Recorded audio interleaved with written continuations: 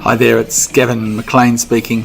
I'm from GEMS International School. I'm the digital learning leader here out at Al Khail in Dubai. And I just wanted to share a few ideas about innovation as quickly and succinctly as possible. First thing, I think that true innovation is an enigmatic thing. It's a shifting sands type situation, because by definition it must continually redefine itself and reinvent itself. I'll explain a little bit more about that in a minute, but first sort of trying to get a handle on what innovation is and what true innovation is. I think it's a word that's overused. I think that true innovation is only successful when it resonates with existing cultural truths and things that make sense, things that are practical and make life better and simpler. I don't think that innovation should make life more complicated. In other words, for people who embrace innovation, I think one of the reasons that innovation is meaningful and useful is that it makes life better. I think that's a basic truth. Getting back to my first point, I think that unfortunately for true innovators or leaders in innovation, we must be comfortable living in a state of discomfort, because we've got to be the ones who are constantly pushing the envelope. We've got to be thinking 5 years ahead or 10 years ahead in terms of our ideas. So we've always going to have this situation of discomfort or disconnection with the present, because I think that we're dealing with things that, for example, for 5 years ago, that were considered amazing innovations and pushing the envelope, are commonplace to the point where parents and our communities expect it, and that parents have an expectation, for example, of digital learning being a part of mainstream education now, and in fact an entitlement that students are in an embedded digital learning environment. So therefore, true innovations that work because there is this kind of shared knowledge or shared awareness, or even like a subconscious unified field theory that innately humans want their lives to be better, and we want to see improvements. Okay, so what defines good innovation? I think it's got to be collaborative. It's got to be about people working together to make life better. I think it's got to be authentic. It's got to be about real solutions to real problems. And as I said, making life simpler, not more complicated. I think that true innovation must be personalized, even though it can be part of a community or a learning community. I think that true innovation is about empowering individuals to be part of that community, and nice things about self-regulated learning and personalized learning. I think that innovations must make learning more meaningful for every individual that are part of that community, and give individuals ways to embrace and follow their own learning journey and their own passions, and be able to express their own creativity, and give them the time and the space and the place that suits them to become comfortable and safe, courageous learners.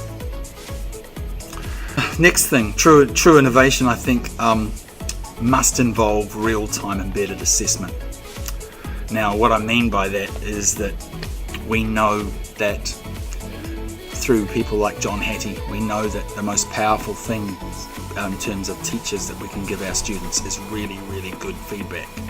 And I think that the innovative pedagogy, the digital learning pedagogy that we're working with right now is all about giving students really good real-time embedded assessment and feedback mechanisms within our digital tools. I think that the amount of data that we are going to have access to about our students in terms of their learning is just going to become a flood. It's going to become more and more and more and greater and greater. We've got to do something with that data. All the tools that we're using gives us the ability to really get to know what our students know and what they don't know, and what are their next steps in learning. Okay, real innovation, I believe, is involved metacognition.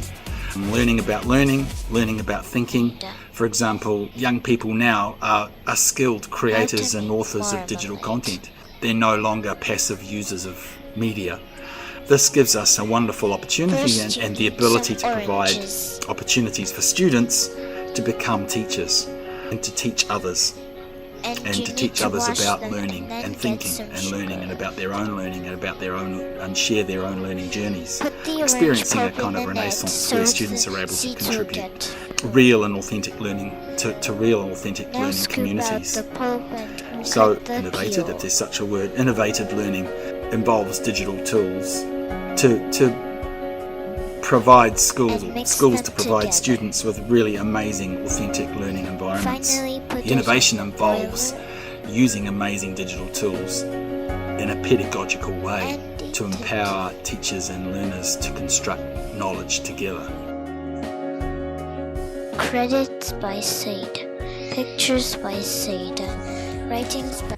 You know, Mark Treadwell talks about the perfect storm of high-speed internet, media-rich websites and content, and low-level taxonomies in terms of digital toxic taxonomies that are not demanding. So in terms of innovation, our role or our responsibility as educators is to make sure that the tasks are deep and rich. Hello and welcome to the first GIS News. I'm Farah Shafika. Hi, I'm Nevin George Panikar. We have 4 news items and I'm really excited. The first item today is about a student protest in GEMS International School. And now we're going to GEMS International School to see Noor, the new reporter. Thank you, Farah and Nevin.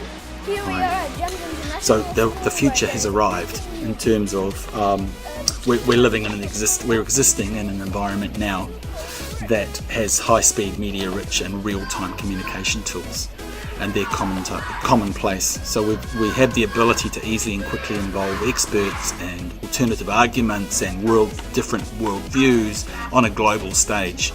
So this is a double-edged sword. So our innovations need to have a basis of a philosophy where we're building responsible digital citizens.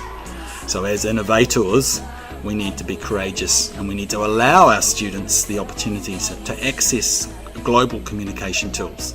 But this freedom has to go hand in hand with responsibility. Therefore, the issue of digital citizenship is number one in the future, in the next 5 years. Huge. For example, Common Sense Media certification for GEMS as an organisation. To achieve that, I think we need to get 20 schools signed up. I forget the exact number. We would be the only organisation out of the US to achieve that, and would raise the profile of GEMS and so forth. So yeah, that's probably my thoughts, and I hope it all makes sense, and thank you for the opportunity of sharing those ideas, and I found it a really worthwhile experience, and thanks for that. I'll see you all soon. Bye.